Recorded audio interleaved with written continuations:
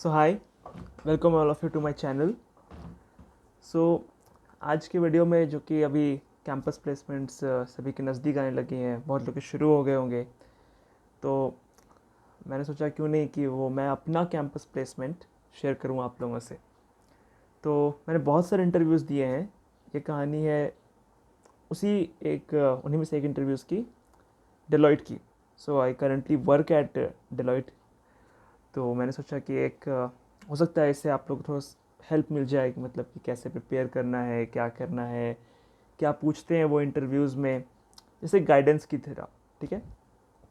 इस वीडियो को एंड तक देखिएगा एंड हो सकता है आप लोगों को क्या कॉलेज में डिलर्ट आती हो या आप खुद से अप्लाई करना चाह रहे हो तो आपको एक बेनिफिट मिले। तो शुरू करते हैं।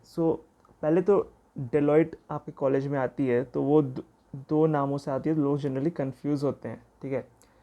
तो Deloitte US and Deloitte USI and Deloitte India.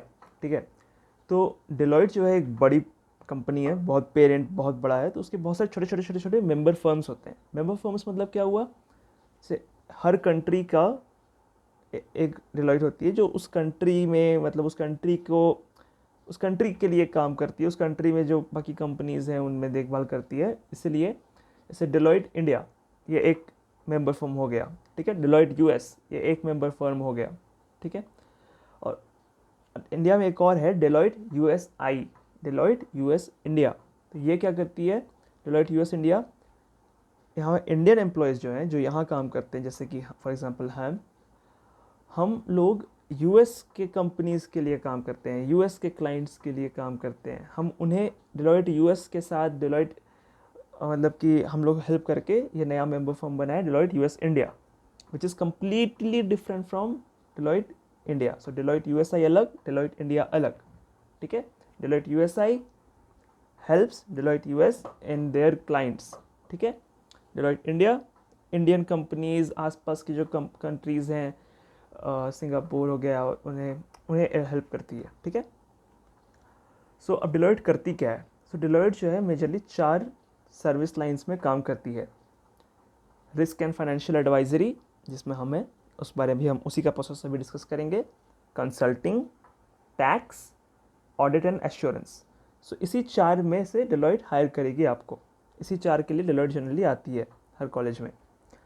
अब हम लोग डिस्कस करते हैं प्रोसेस क्या था मेरा डेलॉयट यूएसआई में risk and financial advisory role के लिए। ठीक है। तो एक आइडिया दे देते हैं रिस्क एंड फाइनेंशियल एडवाइजरी में होता क्या है। तो जनरली आप बहुत सारे चीज़ें होती हैं, साइबर में आप काम कर सकते हैं, आप क्लाउड एनवायरनमेंट में काम कर सकते हैं, आप किसी टूल स्पेसिफिक काम कर सकते हैं। I work as a software developer. ठीक है। मैं डेवलपमेंट में मतलब front end back end, scripting, Python, React JS, इन सब चीज़ों में काम करता हूँ। तो प्रोसेस की बात करते हैं। ठीक है। तो मेरा प्लेसमेंट हुआ था 2019 जुलाई। ओके। सो कॉलेज में पहले तो वो गूगल फॉर्म आता होगा आपके कॉलेजेस में जो कंपनीज भरवाती हैं। ठीक है।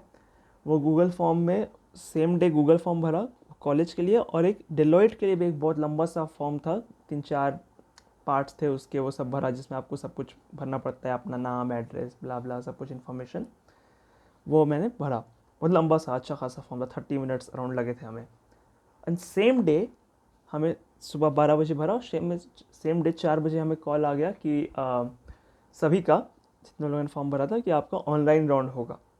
अब ऑनलाइन राउंड क्या होता है, यहाँ से कहानी शुरू होती है। तो ऑनलाइन राउंड जो होता है वो एम कैट पोर्टल पर होता है।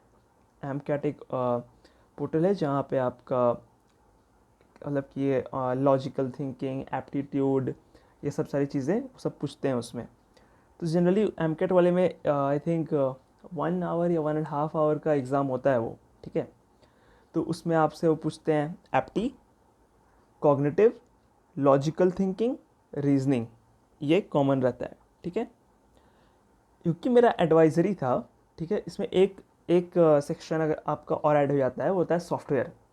सॉफ्टवेयर में वो आपसे बहुत ही बेसिक सॉफ्टवेयर रिलेटेड जो आपका सब्जेक्ट रहा होगा, एक सॉफ्टवेयर इंजीनियरिंग, अगर आप कंप्यूटर साइंस बैकग्राउंड से हैं तो उससे रिलेटेड कोई बेसिक सा HTML CSS का एक आउटपुट पूछ लिया, कि एक अजाइल मेथड आपका मतलब कि सब वो सारे मल्टीपल चॉइस क्वेश्चंस, ठीक है, पूरा एमकैट मल्टीपल चॉइस होता है। कुछ मतलब कि पूछ दिया which of these is not software life cycle method, उस तरह से पूछ दिया, ठीक है। मतलब इसमें ये ध्यान देना है कि कोई डीएसए या कोई कोडिंग, मतलब आपको एडिटर नहीं दिया जाएगा, आईडी नहीं दी जाएगी, एमकैट में कोड नहीं करना है आपको, ठीक है। सो ये हो गया। और फिर वो पहले जो एप्टी इंग्लिश वर्ड मीनिंग्स वो सब जो पूछते हैं, उसमें आपको स्टार्टिंग में ज़रूर से ज़रूर एक दो वो एस्से देंगे, पैराग्राफ, छोटा पैराग्राफ, उसको पढ़िए, उसके पैराग्राफ के बेसिस पे क्वेश्चंस को आंसर कीजिए। कोई एक ऐसी लाइन लिखी रहेगी पैराग्राफ में जिसका what do you think best describes this line, 4 option दिए रहेंगे, what does the author wants to convey, ये रहेगा। फिर वो कॉग्निटिव और रीजनिंग में वो आते हैं वो सब, मतलब which identify the odd one odd pattern, what should be the next pattern.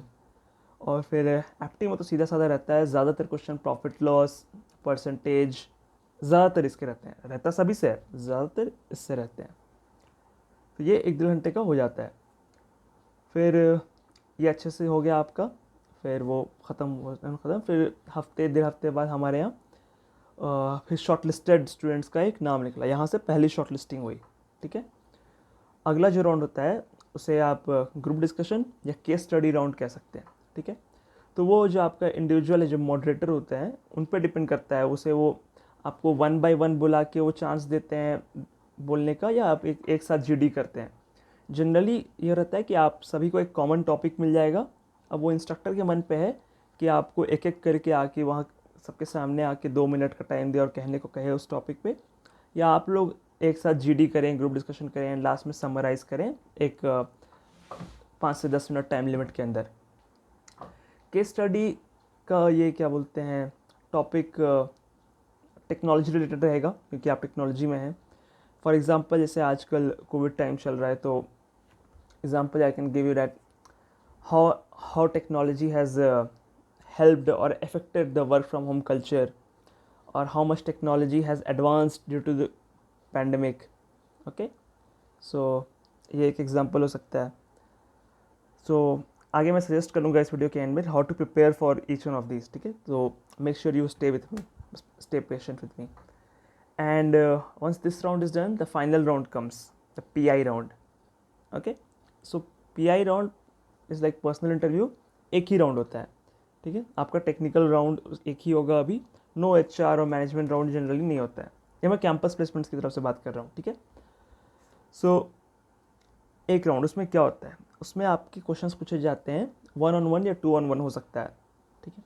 तो आपके रेज्यूमे के बेसिस पे ही आपसे सवाल पूछे जाएंगे, आपने लिखा क्या है रेज्यूमे पे, ठीक है। तो जनरली आपका जो ब्रांच है, आपके कोर ब्रांच के सब्जेक्ट्स पूछे जाएंगे, और आपसे प्रोजेक्ट्स बहुत ही इंपॉर्टेंट है। आपने जो भी लिखा है उसे अच्छे से पता होना चाहिए आपको, उसको 5 से 10 मिनट अपने प्रोजेक्ट के ऊपर बोल सको, उससे सवाल किए जाएंगे। और कॉमन रहता है अगर आप CS बैकग्राउंड से हो तो DBMS, SQL क्वेरीज, और थोड़ा बहुत नेटवर्किंग तो पूछ सकते हैं, बट DBMS और SQL क्वेरीज पे आपको एकदम पकड़ बनानी होगी अच्छे से, क्योंकि प्रोजेक्ट्स आपके जनरली डेटाबेस इन्वॉल्व रहता है, तो वो सब पूछते हैं। नॉर्मलाइजेशन क्या होता है, मुझसे पूछा था, 2NF क्या होता है, 3NF क्या होता है, SQL क्वेरी लिखने को कहे थे।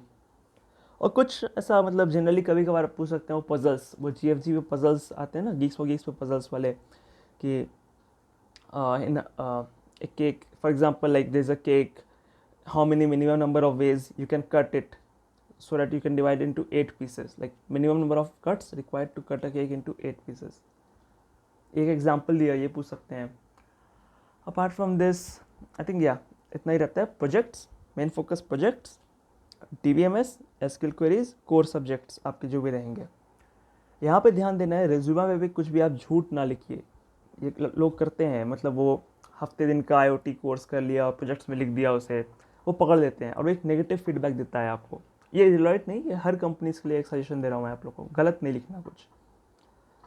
सब बात करते हैं रिसोर्सेज की, ठीक है। तो रिसोर्सेज क्या क्या देख सकते हैं, तो हम लोग स्टार्ट करते हैं फर्स्ट से। एमकैट राउंड के लिए आप इंडिया विक्स वेबसाइट है, वहाँ पे एप्टी कर सकते हो, लॉजिकल थिंकिंग वो सब कर सकते हो, या आप अपनी बाकी कंपनीज के लिए कोई बुक्स फॉलो कर रहे हो एप्टी के, आप MBA की प्रिपरेशन कर रहे हो तो कोई बुक्स देखिए, वो अग्रवाल की एक आती है बुक एप्टी की, वो कर रहे हो तो कोई भी आप बेसिक करना है, उतना भी नहीं हार्ड कोड नहीं करना है, मतलब कि बस बनने चाहिए सवाल ठीक ठाक।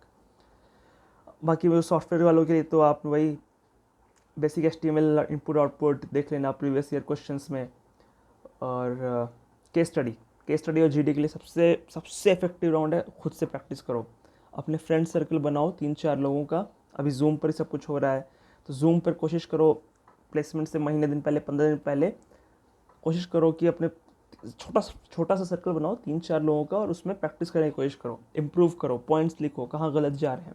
प्रैक्टिस से ही GD वहाँ पे अच्छी होगी, सीधे वहाँ एक दिन जाके कोई मतलब कि मैजिक नहीं हो जाएगा, ठीक है। कोडिंग राउंड और फाइनल PI राउंड के बारे में कुछ सजेशन देता हूँ। जैसे मैंने कहा DBMS के लिए आप यूट्यूब पे बहुत सारे अच्छे अच्छे रिसोर्सेज हैं, मतलब यू मस्ट बी नोइंग, लेकिन मुझे बताने की ज़रूरत नहीं है।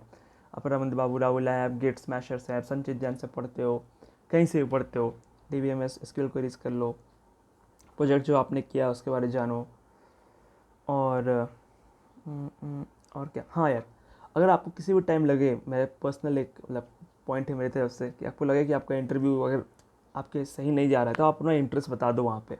आपको लगे कि ये कुछ दूसरे ही लाइन में सवाल पूछे जा रहे हैं, तो आप रोक सकते हो, उनसे कह सकते हो, हे मेरा interest, I am interest in coding. जैसे मेरे को डेटा स्ट्रक्चर में इंटरेस्ट था, तो मैंने कहा उनसे, ask me data structures and they asked, ठीक है। तो आप हमेशा कहो कि मेरा ये इंटरेस्ट है हर इंटरव्यू में। So yeah, I think that's it. I tried to cover most of the things. And if you think you need any more information, feel free to like write in the comments. I'll definitely try to answer most of them. And yeah, so I also have given more interviews. So if you feel this was helpful, let me know in the comments. I'll share more of my experiences.